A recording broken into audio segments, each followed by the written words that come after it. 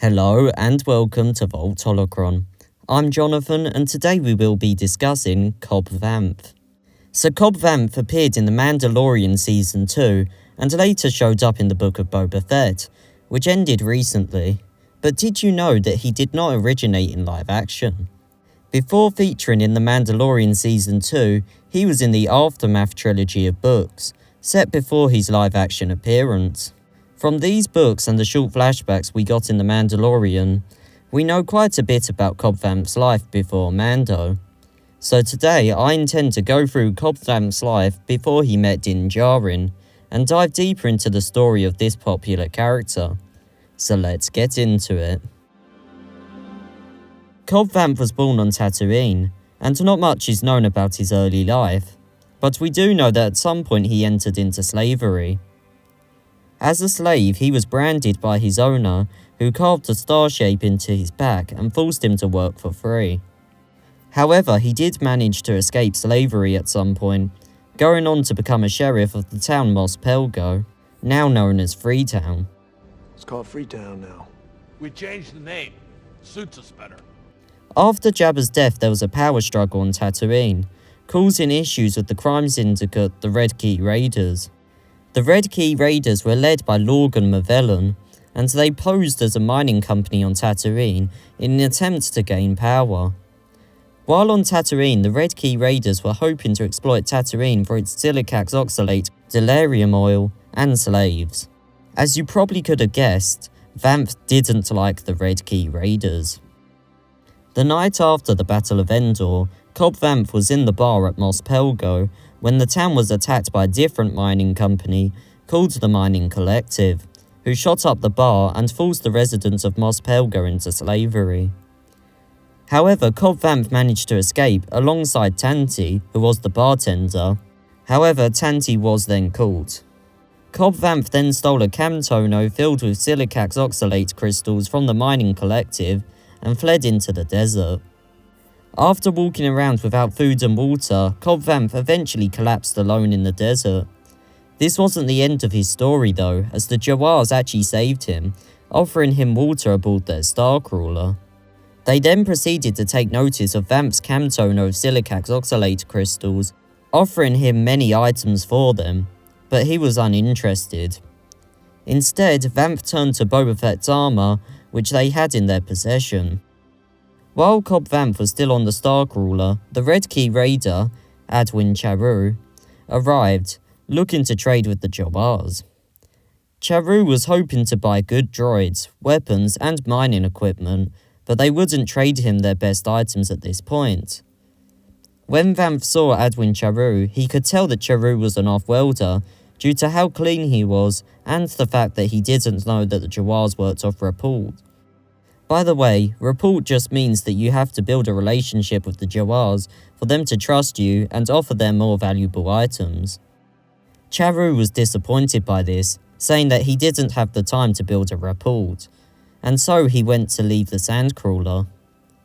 However, as he was leaving, Cobb Vanth stopped him, offering to voucher Charu to the Jawas. Charu then offered to pay for the deed Vanth had done for him, but Vanth declined. After this, the pair were brought into a different room of the sandcrawler with valuable items inside, where Vanth then asked Adwin Charu if he was with the Red Key Raiders. Charu then admitted that he was, and how the company could fill the power vacuum on Tatooine. Charu then spotted the Mandalorian armor which Cobb Vanth was after, causing Vanth to ask that he leave the armor aside. Charu didn't leave the armor aside though, leading to Vanth revealing that he was the sheriff of Mos Pelgo. Charu threatened to draw his blaster, but Vanth was faster than him and shot him in the shoulder. Vanth then told Adwin of his plan to restore law and order and sent him off to tell the leader of the Red Key Raiders to leave the sector. After this, Cobb Vanth left, taking the armor he had traded for with him.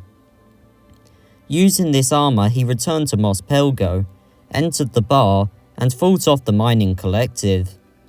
The Mining Collective were quite helpless, finding that they couldn't shoot Vanth due to the armor, and so they tried to flee the town. Cobb Vanth wasn't going to let them go though, and killed the last of them using a missile from Boba's jetpack.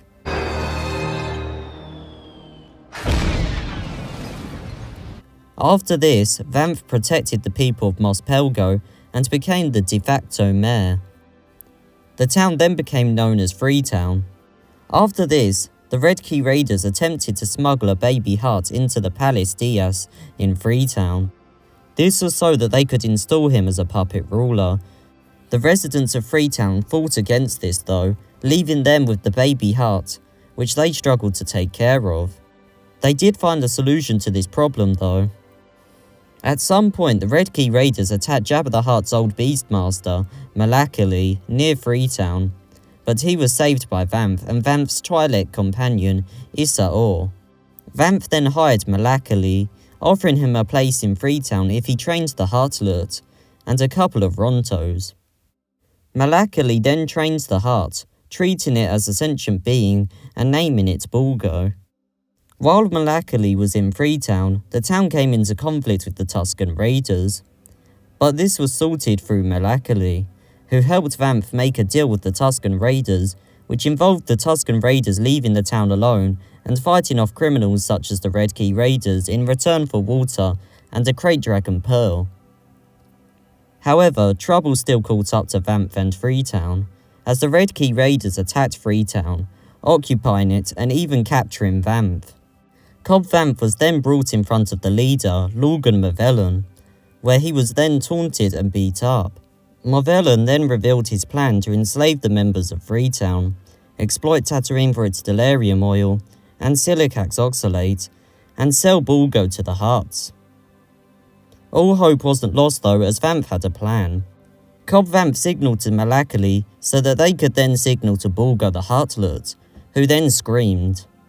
This scream alerted the Tusken Raiders, who then attacked the Red Key Raiders. In the chaos, Malakili helped Vanth out of his handcuffs, who then confronted Lorgan Marvellon and disarmed him. Marvellon threatened Vanth, saying that he'd call his masters, but Vanth was unfazed. Cobb Vanth then declared that he was willing to die to protect Freetown and stop the criminal behaviour on Tatooine, and carved a message into Lorgan Marvellon's face. Anyway, that's it for Cobb Vanth's story before Mando. I hope you enjoyed. Feel free to subscribe if you really loved the video, and we hope to see you later at Vault Holocron.